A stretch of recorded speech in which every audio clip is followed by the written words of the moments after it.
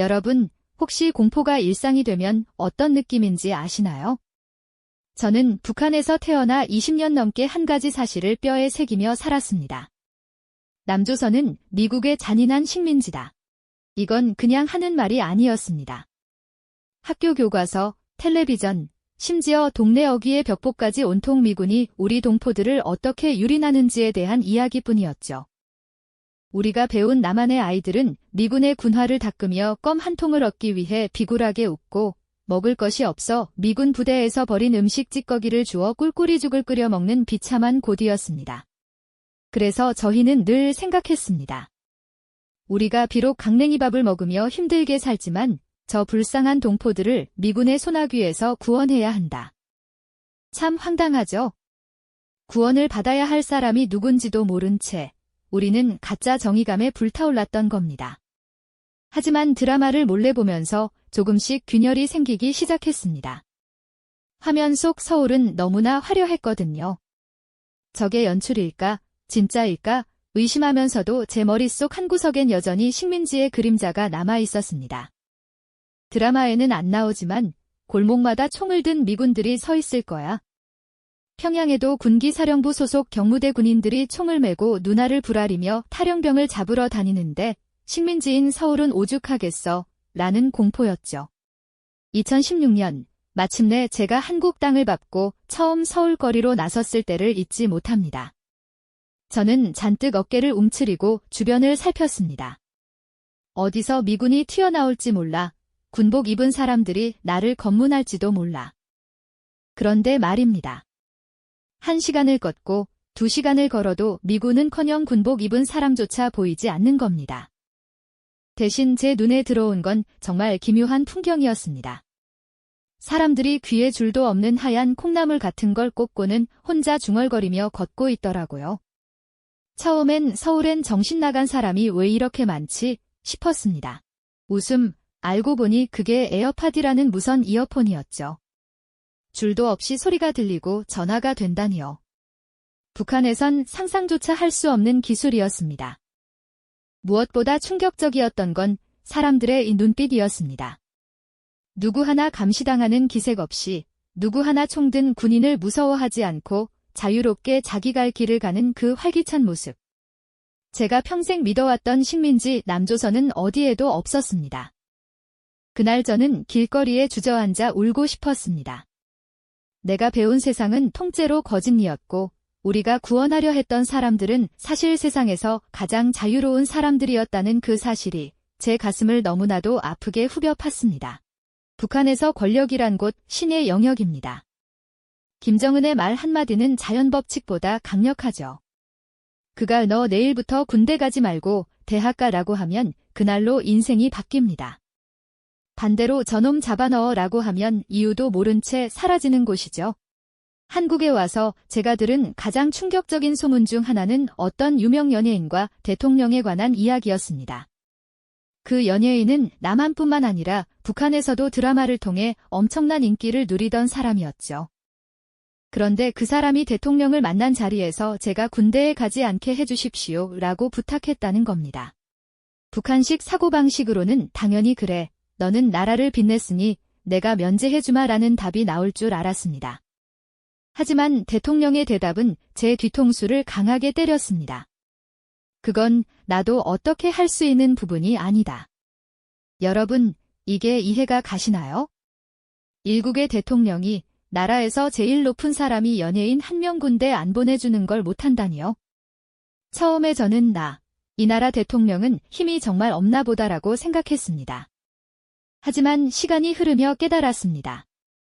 그건 힘이 없는 게 아니라 법과 공정이 살아있다는 증거였다는 것을요. 아무리 높은 대통령이라도 국민이 정한 법을 마음대로 어길 수 없는 사회, 그게 바로 민주주의라는 걸 그때 처음 피부로 느꼈습니다. 또 하나 신기했던 건 뉴스에서 본 선거 장면이었습니다. 대통령이 되겠다는 사람들이 시장통을 돌며 시민들에게 고개를 숙이고 군부대에 찾아가 병사들에게 밥을 퍼주며 한 표를 부탁하더라고요. 북한에서 김씨 일가가 인민에게 머리를 숙인다. 이건 상상조차 할 수 없는 일입니다. 그들은 늘 저 높은 단상 위에서 내려다보는 존재일 뿐이죠. 군인들에게 인사를 하는 대통령의 모습을 보며 저는 북받치는 감정을 억누를 수 없었습니다.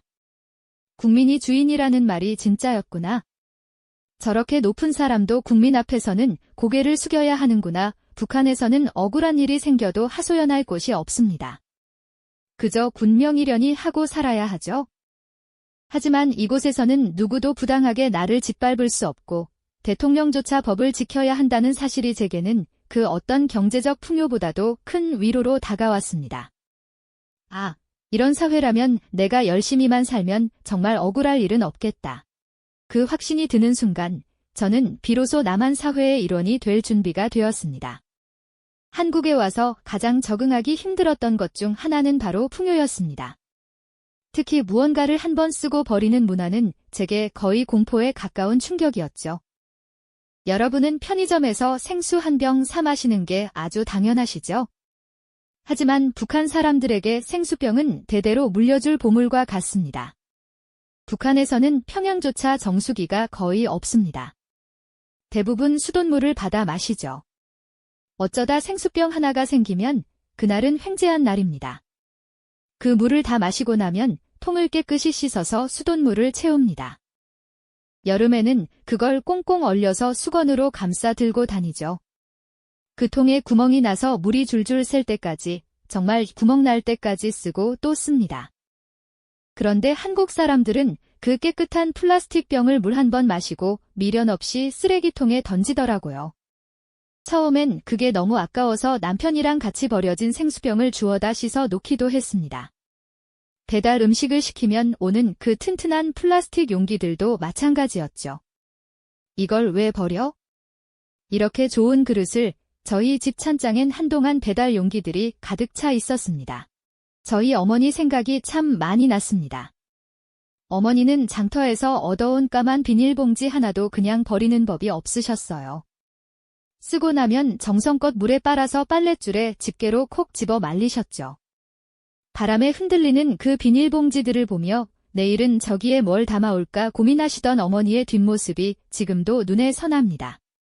남한에서는 100원이면 사는 그 비닐 한 장이 북한 엄마들에게는 가족의 끼니를 담아올 소중한 자산이었습니다. 그래서 저는 지금도 냉장고에서 유통기한이 하루 지난 우유를 버릴 때마다 가슴이 철렁합니다. 북한 아이들이 이 우유를 보면 얼마나 마시고 싶어 할까 라는 생각에 남편과 자아 비판을 하기도 하죠. 우리가 너무 남한 생활에 젖어서 귀한 줄 모르는 것 아니냐면서요. 한 번은 몰타 공장에서 일할 때 현대자동차 대리점을 본 적이 있습니다. 유럽 한복판에 우리 민족이 만든 차가 당당히 전시된 걸 보고 가슴이 벅차올랐죠. 베트남 동료들이 한국 드라마를 보며 열광할 때 제각이 배우들 우리랑 같은 말 쓰는 사람들이야 라고 자랑스럽게 말하던 그 뿌듯함. 그 풍요와 성공 뒤에는 비닐봉지 하나를 아껴 쓰며 자식들을 키워낸 수많은 북한 엄마들의 눈물과 이곳 남한에서 피땀 흘려 경제를 일궈낸 사람들의 노고가 있다는 걸 저는 잊지 않으려 노력합니다. 여러분의 지갑 속에 있는 여권, 그거 만드는데 얼마나 걸리셨나요? 아마 신청하고 며칠 뒤면 당연하다는 듯이 찾으러 가셨을 겁니다. 하지만 북한 사람에게 여권은 인생을 건 도박과 같습니다. 북한에서 여권을 발급받는 과정은 그야말로 사상 검증의 지옥입니다. 단순히 신청서를 내는 게 아니에요. 1년 가까운 시간 동안 저의 과거는 물론이고 할머니, 할아버지, 심지어 팔촌 친척 중에 혹시라도 체제에 반대하는 사람이 없는지 샅샅이 뒤집습니다. 외무성, 보위부, 온갖 국가기관의 도장을 수십 개 받아야 하죠. 북한 인구 2,500만 명 중에 여권을 손에 쥐어본 사람은 0.1%도 안 될 겁니다. 그래서 여권은 권력의 상징이자 국가의 허락 없이는 절대 가질 수 없는 금기였습니다. 그런데 한국에 와서 제가 처음 여권을 만들러 갔을 때 저는 정말 기절할 뻔했습니다. 주민센터에 가서 신분증 하나 보여주고 서류를 썼는데 담당 직원이 너무나 평온하게 며칠 뒤에 문자 가면 찾으러 오세요 라고 하더라고요. 저는 속으로 생각했습니다. 어라. 내 사상 검증은 안 하나? 우리 친척들 조사는? 나를 뭘 믿고 이렇게 쉽게 해외로 보내주겠다는 거지? 그리고 딱 3일 뒤였습니다. 핸드폰에 카톡하고 문자가 왔습니다. 여권이 발급되었으니 찾아가십시오. 그 문자를 확인한 순간 저는 묘한 공포감까지 느꼈습니다. 이 나라 정말 괜찮은 건가? 나 같은 탈북자한테 이렇게 쉽게 여권을 줘도 되는 거야? 하지만 곧 깨달았습니다. 이건 허술한 게 아니라 신뢰였다는 것을요. 국가는 국민을 잠재적 범죄자나 도망자로 보지 않고 어디든 갈 수 있는 자유로운 주체로 인정해주고 있었습니다. 당신이 어디를 가든 우리는 당신의 안전을 책임질 것이며 당신이 다시 돌아올 것을 믿는다는 그 강력한 메시지. 3일 만에 나온 그 여권 한 권이 제가 북한에서 20년 넘게 배운 충성이라는 단어보다 훨씬 더 강력하게 저를 대한민국 국민으로 만들었습니다. 그 여권을 들고 태국으로 여행 가던 날 인천공항에서 한국 사람 전용 심사대를 통과하며 느꼈던 그 짜릿함은 지금도 잊을 수 없습니다. 외국인들이 길게 줄을 서서 입국 심사를 기다릴 때 저는 당당하게 여권을 찍고 10초 만에 통과했죠. 아, 이게 내 나라구나. 나를 지켜주고 나를 믿어주는 내 조국이구나. 북한에서는 눈은 세계를 보라고 가르치면서도 정작 바른 땅에 묶어놓습니다. 하지만 한국은 제게 날개를 달아주었습니다. 3일의 기다림 끝에 얻은 그 자유의 날개로 저는 이제 전 세계 어디든 갈 수 있는 진짜 사람이 되었습니다. 이제 저는 남한 땅에서 어엿한 사회인으로 살아가고 있습니다. 처음에 한국에 왔을 때 들었던 무서운 소문이 하나 더 있었죠. 자본주의 사회는 세금 때문에 숨도 못 쉬고 산다. 북한 교과서에 나오던 말입니다. 처음 왔을 땐 소득이 없으니 세금을 안 냈죠. 그래서 거봐, 이것도 북한의 거짓말이었네, 라고 웃어넘겼습니다. 그런데 말입니다. 열심히 일을 해서 월급을 받고 또 제 사업을 시작하면서 세무서에서 고지서가 날아오기 시작하더군요. 웃음, 처음엔 정말 놀랐습니다. 아니, 내가 피땀 흘려번 돈을 이렇게 많이 가져간다고? 잠시 북한에서 배운 세금 지옥이라는 말이 떠올라 억울하기도 했습니다. 하지만 가만히 생각해보니 그 세금의 의미가 다르게 다가오더라고요. 세금을 낸다는 건 제가 그만큼 이 사회에서 제 몫을 해내고 있다는 증거였습니다. 제가 낸 세금으로 누군가의 할머니가 복지 혜택을 받고 아이들이 학교에 가고 제가 걷는 이 깨끗한 거리가 관리된다는 사실을 알게 되면서 세금은 빼앗기는 돈이 아니라 함께 사는 값이 되었습니다. 한국은 정말 놀라운 곳입니다. 이곳에는 신분이 없습니다. 제가 탈북자라고 해서 혹은 가난하다고 해서 제 꿈을 막는 사람은 아무도 없습니다. 내가 능력만 있다면, 내가 잠을 줄여가며 노력만 한다면 하늘 끝까지라도 올라갈 수 있는 무한한 기회가 보장된 곳이죠. 무에서 유를 창조해낸 수많은 자수성가 기업가들, 국민의 손으로 직접 뽑은 대통령들. 이 모든 것이 가능한 이유는 국가가 개인의 자유와 재산을 철저히 보호해주기 때문입니다.